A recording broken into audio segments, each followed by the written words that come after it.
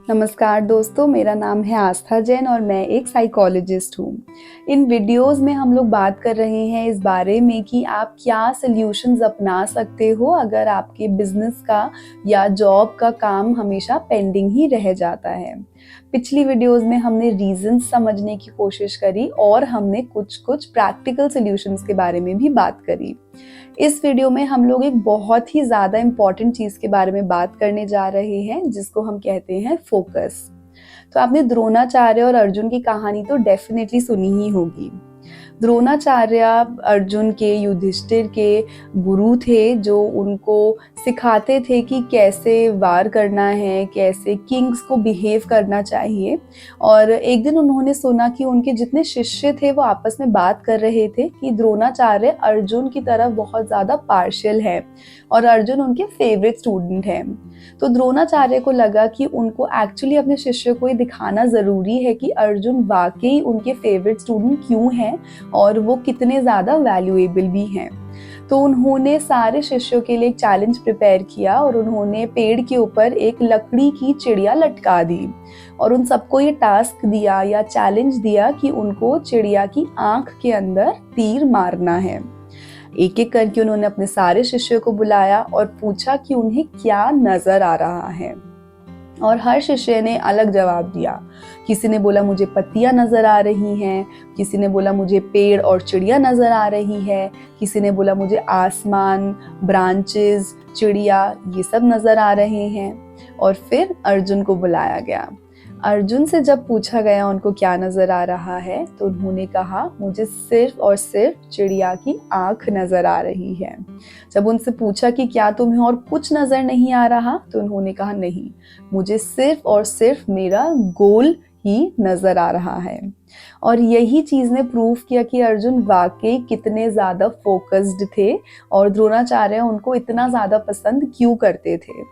तो इस कहानी से हमें यही पता चलता है कि एक्चुअली अगर हमें सक्सेसफुल होना है या अगर हमें अपने गोल्स या टारगेट्स को अचीव करना है तो हमें अपने गोल्स पर ही नज़र रखनी चाहिए। तो फोकस की जो वैल्यू है वो हमें समझ में आती है। जो रिसर्च है वो भी हमें यही बताती है कि अगर हम अपने गोल्स पर फोकस करें तो हम ज़्यादा उनको अचीव कर पाते हैं। और इसको करने का एक तरीका होता है विजुअल स्टिम्युलेशन, यानी कि जो हमारा गोल या टारगेट है हम उसको अपनी आंखों के सामने रखें। तो अगर आपका गोल या टारगेट है कि मुझे अपनी कंपनी को इतना बड़ा बनाना है या फिर मुझे ये सब अचीव करना है तो आप अपने आप को विजुअली स्टिम्युलेट कैसे कर सकते हैं। आप एक व्हाइट बोर्ड ले सकते हो और उसके ऊपर अपने गोल्स या टारगेट्स को लिख सकते हो। जब आपको वो डे टू डे नज़र आएंगे तो आपको मोटिवेटेड फील होगा और आपको ये भी पता रहेगा कि अच्छा ये काम पेंडिंग रह गए हैं। इसमें आप एक चीज़ और भी कर सकते हो कि आप आप लिस्ट लिख सकते हो कि आज के जो मेरे प्लान्ड टास्क हैं वो ये सब है और जैसे जैसे आप उन टास्क को करते जाएं आप उसके ऊपर एक टिक लगाते रहिए। उससे हमारे माइंड को कंटिन्यूअसली ये रिमाइंडर मिलता रहता है कि इतने सारे काम आज मैंने प्लान किए हैं और उसमें से ये सब टास्क हो गए हैं और क्या क्या पेंडिंग रह गया है। So it is like a constant reminder कि ये सब काम मुझे आज के दिन ही करने हैं। और जब वो काम हो जाते हैं तो हमें मोटिवेशन मिलती है कि अच्छा मैंने इतने सारे काम कर लिए, अब 2 या 3 ही काम मेरे बचे हुए हैं। अगर आपका कोई लार्जर गोल है जिसकी तरफ आप वर्क कर रहे हैं तो उसके लिए भी आप कर सकते हैं कि आप उस गोल को भी लिख सकते हैं, या तो व्हाइट बोर्ड पर ही या फिर पिन बोर्ड पर ही, या फिर उससे रिलेटेड कोई ऑब्जेक्ट भी आप अपनी आइज के सामने रख सकते हैं। इससे विजुअल स्टिम्युलेशन मिलेगी जो बहुत ही ज़्यादा इफ़ेक्टिव तरीका है टू अचीव आवर गोल्स। आप एक चीज़ और कर सकते हैं कि जब आप लिस्ट बना रहे हैं अपने कामों की या आप लिस्ट डाउन कर रहे हैं उन टास्क्स को तो आप डिफरेंट कलर्ड पेन्स यूज़ कर सकते हैं या आप हाइलाइटिंग टेक्निक्स यूज़ कर सकते हैं। उससे हमारे ब्रेन को ये सेग्रीगेट करना आसान हो जाता है कि डिफरेंट लेवल्स ऑफ वर्क क्या है। तो हमने पिछली वीडियो में ही सीखा था कि हम डिफरेंट लेवल्स ऑफ वर्क को कैसे ऑर्गेनाइज कर सकते हैं, important and urgent, not important and not urgent, वो वाली कैटेगरीज। तो अगर आप different colour of highlighters use कर रहे हैं या फिर अगर आपने अपने कामों को लेवल्स में डिवाइड किया है, बिग टास्क, मीडियम टास्क या स्मॉल टास्क, तो भी आप डिफरेंट कलर ऑफ हाइलाइटर्स या स्केच पेन्स यूज़ कर सकते हैं ताकि हमारे माइंड को पता रहे कि डिफरेंट लेवल्स ऑफ वर्क क्या है एंड अकॉर्डिंगली वो उस हिसाब से काम करना शुरू कर दे। और जब हम लोग बात कर रहे हैं शेड्यूल की और फिक्स्ड टाइमिंग्स की, तो ये भी बहुत ज़्यादा ज़रूरी है कि हम इसके अंदर ब्रेक्स को ज़रूर इनकलकेट करें।